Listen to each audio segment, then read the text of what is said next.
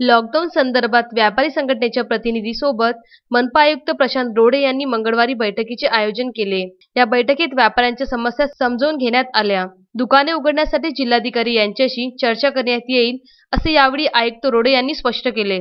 सध्याच्या स्थितीत कोरोना रुग्ण वाढतच असून त्याला अटकाव घालणे हे प्राथमिक जबाबदारी आहे। चाचण्याचे प्रमाण वाढवण्यात आले असून व्यापारी संघटनेच्या सूचनेवरून चाचणी शिबिरांचे आयोजन केले जाईल। व्यापाऱ्यांच्या ज्या मागण्या असतील त्याला नक्कीच न्याय देण्याचा प्रयत्न केला जाईल। व्यापाऱ्यांनी नो मास्क नो एंट्री ही मोहीमच राबविली पाहिजे।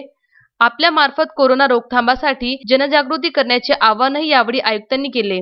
यावेळी चेंबर ऑफ अमरावती महानगर मर्चंट्स अँड इंडस्ट्रीज अमरावतीचे अध्यक्ष सुरेश जैन, उपाध्यक्ष प्रकाश बोके, सचिव घनश्याम राठी, कोषाध्यक्ष जयंत कामदार, सुदीप जैन, अशोक मंत्री, महेश पिंजानी, पप्पू गगलानी, सारंग राऊत, विजय भुतडा, राजा चांदवानी, अशोक राठी बैठकीत उपस्थित होते। चेंबर्स ऑफ मर्चंटचे अध्यक्ष सुरेश जैन यांनी स्पष्ट केले की प्रशासनाने मार्केट उघडण्यासाठी परवानगी दिली तरच दुकाने उघडण्यात येईल, तरी प्रशासनाने सकारात्मकरित्या व्यापाऱ्यांना न्याय देण्यात यावी अशी स्पष्ट भूमिका व्यक्त करण्यात आली।